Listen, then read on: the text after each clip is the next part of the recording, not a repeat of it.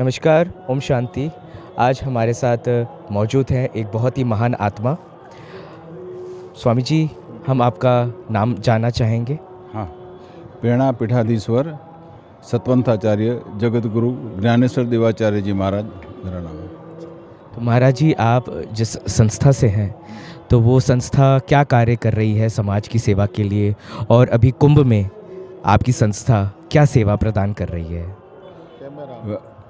कुंभ में हर कुंभ में हम आते हैं यहाँ और हमारा टेंट लगता है यहाँ, और यहाँ कई लोग भोजन लेते हैं।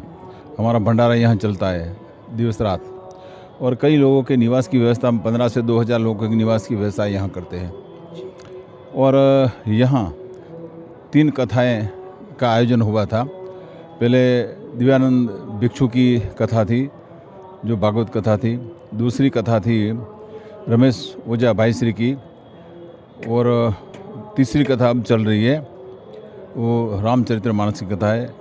वो हमारे सतवंत संप्रदाय के महामंडलेश्वर जनार्दन हरि जी महाराज कथा कर रहे हैं। मतलब कथा का आयोजन भी होता है, सत्संग भी होता है, और यात्रा लोग यहाँ निवास करते हैं।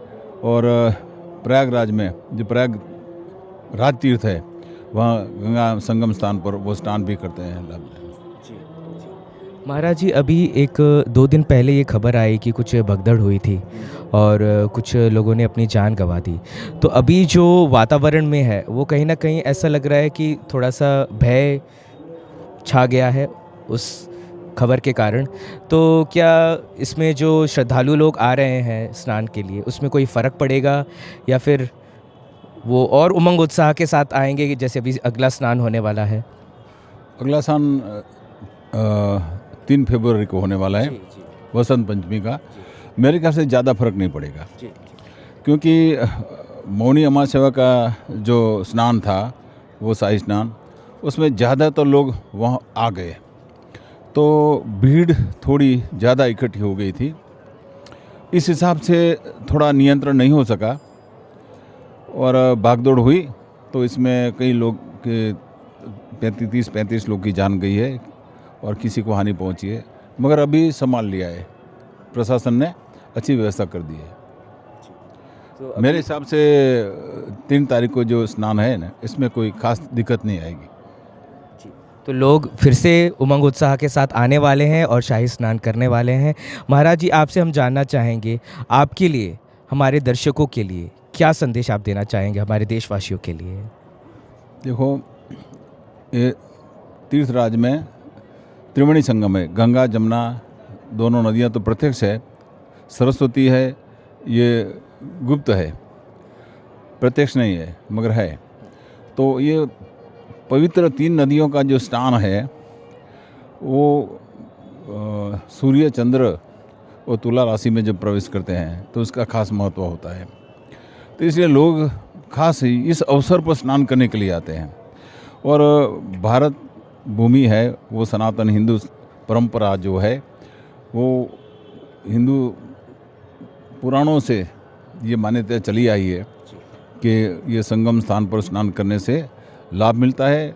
हम मानते हैं कि हमारे पापों का क्षय होता है और पुण्य प्राप्त होता है। और ख़ास बात तो ये है कि इस कुंभ मेले में, महाकुंभ मेले में कई साधु संत आए हैं। 13 अखाड़ों के सभी आचार्य है, महामलेश्वर है, और कितने महंत भी है, नागा स्वामी भी है, और कई तरह के भक्ति यहाँ इकट्ठे होते हैं। भारत भर की विविधता में एकता का दर्शन यहाँ होता है। मेरे ख्याल से सबसे बड़ा सौभाग्य है कि 35 से 40 करोड़ लोग इस कुंभ मेले में प्रत्यक्ष आके स्नान करेंगे, अखाड़े में ठहरे हुए संतों का दर्शन करेंगे। तो महाराज जी, हम पीस न्यूज़ से हैं और दिन रात हम जो संत महात्मा जुटे हुए हैं महाकुंभ में, उनका संदेश पहुंचा रहे हैं अपने देशवासियों तक। तो पीस न्यूज़ के लिए आप क्या शुभकामनाएं देना चाहेंगे? पीस न्यूज़ को मैं शुभकामना देता हूँ कि जो मीडिया से भारत भर और विश्व भर के लोग जुड़े हुए हैं, तो सच्ची खबर देना वो सभी मीडिया वालों की फ़र्ज़ है। तो इसमें पीस न्यूज़ अच्छी तरह से लोगों तक मैसेज पहुंचाती है और शांति का संदेश भी देती है। और हमारी जो एकता है हिंदुत्व की, एकता के लिए आप काम कर रहे हो।